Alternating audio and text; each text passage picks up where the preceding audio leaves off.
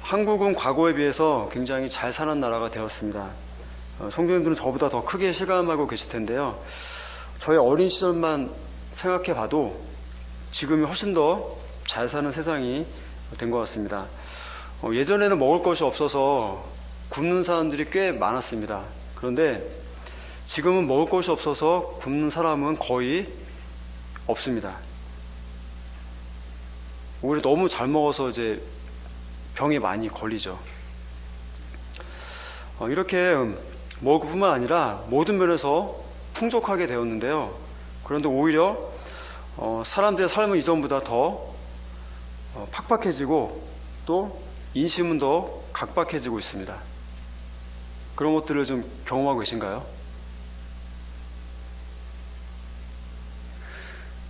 예전처럼 서로 이렇게 따뜻하게 격려하고요, 또 이해해주고 용서해주는 모습들을 요즘에는 참 보기 어려운 것 같아요.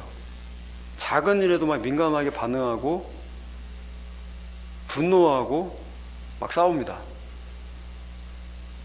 좀 의아한 것 같아요. 어렸을 때는 가난하게 지내도 정말 이렇게 이웃들 보면, 어른들을 보면, 저희 부모님들을 보면, 또 이웃들을 보면 서로 이렇게 이해해주고 또 화해하는 모습들이 많이 보였었는데, 요즘에는 그런 모습을 볼 수가 잘 없는 것 같아요.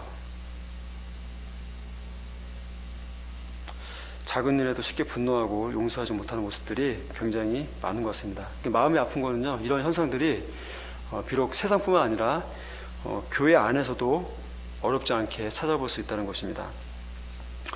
그러나 이러한 모습들은 예수님이 바라시는 모습이 아닙니다. 예수님은 오늘 본문 말씀에 앞서서 1절에서 4절의 내용을 보면 제자들 향해서 말씀하시기를 사람들을 실족하게 하지 말라고 권면합니다. 사람들에게 상처 주지 말고 사람들을 용서하고 이해해 주라고 말씀을 합니다. 유대인들은요, 3번을 용서를 해주면 굉장히 영예로운 일이라고 여긴다고 합니다. 3번을 그 사람을 3번 용서해주면 이 사람은 정말 굉장히 훌륭한 인격자구나, 그렇게 인정을 해준다고 해요, 유대 교회에서는. 그런데 예수님을 믿고 예수님 말미암아 그 죄를 용서받고 구원받은 제자들은 그 3번의 기준, 그런 기준보다 훨씬 더 능가하는 그런 성숙함이 있어야 합니다. 3번뿐만 아니라 형제가 하루 동안에 7번을 잘못을 하고 또 돌이켜서 회개하면은 그 형제를 용서해 주라는 거예요. 자, 이 말씀의 제자들은요, 우리에게 믿음을 더하소서 하고 예수님께 도움을 요청합니다. 자, 우리에게 믿음을 더하소서, 이게 무슨 말입니까? 우리에게 믿음을 더하소서. 나에게는 그런 믿음도 없고 그런 사랑도 없고 그런 능력이 도무지 없습니다. 그러니 예수님께서 우리에게 믿음을 주십시오, 이렇게 이야기를 하는 거예요. 자, 말이 쉽지 하루에 한두 번도 아니고, 그래요, 3번도 아니고 7번이나 똑같은 사람이 저에게 진상짓을 해요. 그런데 그 사람이 정말 제가 잘못했습니다, 미안합니다 하고 용서를 빕니다. 그럼 용서해줘요. 그러면은 1시간 후에 다시 와가지고 또 진상짓을 하는 거예요. 그리고 또 내가 미안하다, 용서해주세요. 근데 용서해줘요. 이것을 하루에 7번을 한다고 한다면 여러분들은 그 사람 용서할 수 있겠습니까? 그 사람의 그 사과, 회개가 과연 진실성이 있다고 생각이 되겠습니까? 그렇지 않겠죠. 지금 오히려 나를 조롱하고 놀리는 하는 생각이 들겠죠. 그런데 그럼에도 불구하고 형제가 용서를 구하고 회개하면은 그 용서를 받아주고 그 형제를 용서해 달라는 것입니다. 용서해 주라는 것입니다. 예수님께서 말씀하시기를. 자, 그런데 제자들조차도 도무지 자신이 없었던 거예요. 예수님을 따르는 제자들조차도 이런 말씀 예수님께서 하시니까 도무지 자신이 없어서 우리에게 믿음을 더하소서라고 예수님께 도움을 요청을 합니다. 자, 제자들이 현실 파악을 잘 한 거죠. 자신들을 돌아보건대 예수님을 따르고 예수님과 함께 주의를 감당하는데 그 형제를 정말 이렇게 용서한다는 것은 어렵다는 거예요, 자신들도. 자, 그렇게 우리에게 믿음을 더하소서라고 호소하자 예수님은 그러한 제자들을 향해서 겨자씨 하나의 믿음, 오늘 본문 말씀을 이야기하십니다. 너희가 겨자씨 하나만한 믿음이 있다면 이 뽕나무더러 던져서 저 바다에 신기라고 하면 그대로 될 것이다. 이렇게 이야기해요. 뭔가 좀 앞에 말씀과 좀 뭔가 좀 맞지 않는 그런 느낌이 좀 드는 것 같아요. 그런데 이렇게 말씀하신 이유가 있어요. 겨자씨는 가장 작은 씨앗 중에 하나입니다. 거의 저는 예전에 이렇게 뭐 학교 다닐 때 그 교수님 보여주신 적이 있는데 굉장히 작긴 작더라고요. 굉장히 작아요.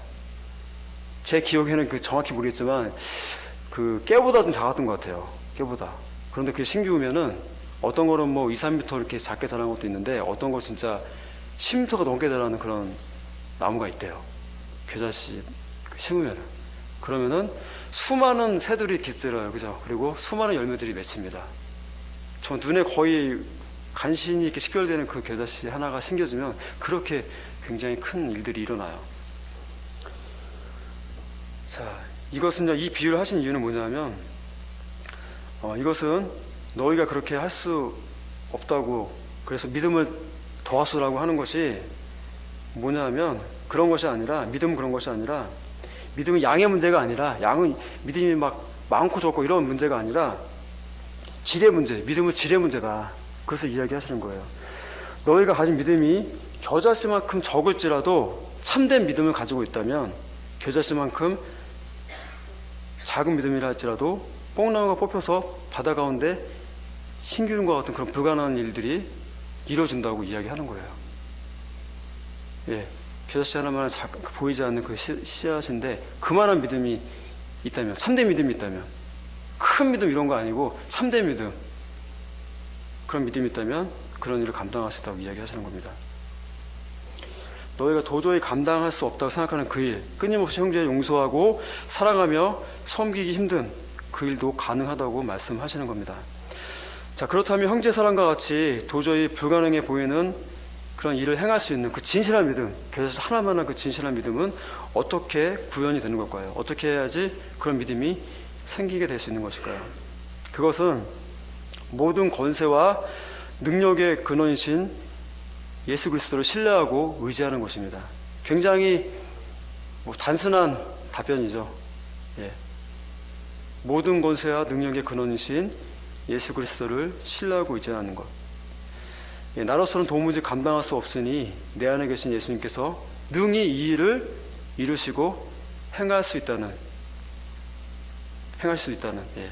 그런 믿음을 가지고 행할 때 우리가 그런 일들을, 그렇게 어려운 일, 형제 사랑을 할 수 있는 그런 일들이 우리에게 이루어진다는 거예요. 나는 할 수 없죠. 그죠? 나는 할 수 없어요. 하지만 모든 것의 능력의 근원이신 예수님, 그 예수님이 내 안에서 행하실 것이다. 그것을 믿고 그 믿음을 행할 때에 그런 일을 우리가 할 수 있다는 것입니다. 자, 이런 믿음으로 교회를 섬기는 자에게 예수님은 한 가지를 더 요구하십니다. 그것은 바로 겸손입니다. 7절에서 10절의 말씀을 보면 주인에게 고용된 종의 이야기가 나옵니다. 너희 밭을 갈고 양을 치는 종이 일을 마치고 돌아오면 그대로 바로 먹고 쉬라고 할 자가 어디 있냐. 오히려 주인된 나의 먹을 것을 준비하고 내가 다 먹고 마신 후에 그때서야 먹으리라고 하지 않겠느냐. 내가 명한 대로 종이 나를 잘 섬겼다고 해서 내가 종에게 감사하다고 말하겠느냐. 예, 그런 말씀이 나오죠. 종은 시종일관 종의 일을 해야 합니다. 주인을 섬기며 주인이 맡은 일을 끝까지 감당하는 것이 종의 일입니다. 주인은 종이 자신을 잘 섬겼다고 해서 종에게 굳이 감사해야 할 이유는 없어요. 그런 의무는 없습니다. 종은 그저 주께서 명하신 일을 다 행한 후에 스스로 말하기를 나는 무익한 종입니다. 우리는 우리가 해야 할 일을 했을 뿐입니다라고 말해야 하는 것입니다. 교회를 섬기되 하나님께서 나를 사랑하신 것처럼 형제를 사랑하여 바로잡고 용서하는 일은 우리가 하나님의 종으로서 당연히 해야 할 일이지 결코 하나님 앞에서나 사람 앞에서 제가 이렇게 사랑하기 힘든 사람을 사랑했습니다, 용서했습니다라고 내세우거나 자랑할 만한 일이 아니라는 것입니다. 예수님께서 이런 말씀을 하신 이유는 바리새인들의 잘못을 거울 삼아서 제자들을 경계하고자 하심이었습니다. 바리새인들은 하나님께서 원하시는 성과 의를 행하지 못하면서 그저 몇 가지 일들을 위선적으로 행하고서는 자기의 의로움을 하나님 앞에서, 사람들 앞에서 내세우고 자랑했습니다. 나는 이렇게 살았습니다. 저렇게 살았습니다. 나는 이런 일도 하고 저런 일도 했습니다. 나는 주를 위해서 지금 이런 일을 하고 있습니다. 이렇게 자신의 의로움을 내세우기를 좋아하는 사람들이 바로 바리새인들이었습니다. 그런데 우리 믿는 자들 가운데서도요, 이런 바리새인과 같은 사람들이 생각보다 많이 있습니다. 생각하기를 굳이 저거를 했다고 해서 말을 해야 되나? 꼭 이름을 내야 하나? 그런 의아한 생각을 품게 할 때가 있어요. 우리가 이렇게 신앙생활 하다 보면은, 어떤 분들 보면은 하나님이 다 아실 텐데 굳이 저것을 이렇게 알려달라고 얘기할 필요가 있을까? 좀 의아한 거예요. 그죠? 우리 꽁꽁 숨겨 놓아도 하나님 다 아시잖아요. 오른손이 한 일을 왼손이 모르게 하라라고 분명히 우리는 말씀을 통해 수없이 들었는데도 불구하고 어떤 일을 한다면 그것을 꼭 알려달라고 해요. 광고를 해달라, 알려달라, 이렇게 이야기하는 분들이 가끔 있다는 거예요. 그것을 사람들 앞에서 알려주고 광고를 해주면 상이 없어요. 그죠? 굳이 우리가 구원 외에 더 큰 상을 굳이 바랄 필요도 없지만, 또 상이 있다면은 그런 상이 없어요. 안 돌아가요. 사람들에게 다 훌륭하다 칭찬해 주잖아요. 그죠? 그것을 비난하는 것이 아니라 하나님 앞에 섰을 때 우리가 칭찬 들을 일이 상이 없다는 거예요. 그런데 바리새인들이 이제 그런 걸 좋아했는데 우리 가운데서도 그런 사람들이 생각보다 많다는 겁니다. 그래서 또 그런 사람들 가운데 자기의가 좀 강해서 같은 동료라든지 같은 또 성도라든지 사람들에게 또 하나님의 말씀을 또 가르쳐주는 것을 좋아합니다. 하나님의 말씀을 가르쳐주고 권면합니다. 그리고 신앙생활도 열심히 합니다. 기도도 열심히 하고요. 무언가 주의를 정말 열심히 분주하는 것처럼 보여요. 사람들은 속기가 쉽습니다. 그죠? 그런 모습만 보면 굉장히 신실한 사람으로 생각을 하겠죠. 와, 저 사람 정말 믿음이 좋네. 정말 본받아야겠다. 그것까지는 좋은데 하나님은 그 중심을 보시기 때문에 하나님은 속지 않으세요. 자, 본래 사람이 하나님의 계명을 지킨다고 해서 그것이 하나님 앞에서 자랑이 되거나 내세울 만한 공적이 될 수 없습니다. 그것은 다만 구원받은 하나님의 자녀로서 당연히 해야 할 일을 한 것에 불과합니다. 만약 하나님께서 우리로 하여금 하나님과 형제를 사랑으로 섬기게 하신다면, 또 섬길 수 있는 그 기회들을 우리에게 허락해 주신다면, 그 안에서나 밖에서나 우리는 오직 나와 같은 비천한 자에게 귀하고 복된 섬김의 기회를 주신 하나님의 은혜에 감사하면서 겸손함으로 섬기는 자세를 또 잃어버리지 말아야 합니다. 그래서 교회 안에서나 밖에서나 바리새인의 외식되고 위선된 모습이 아니라 또 나의 의에서 비롯된 그런 얄팍한 그런 사랑으로 형제를 용서하고 사랑하는 것이 아니라 예수 그리스도로 말미암아 참된 용서와 사랑을 경험한 자로서 종의 모습으로 겸손히 하나님 섬기고 형제를 사랑할 수 있는 그런 진실한 믿음의 사람들이 되어야 할 것입니다. 그렇게 되시기를 주님의 이름으로 축복합니다.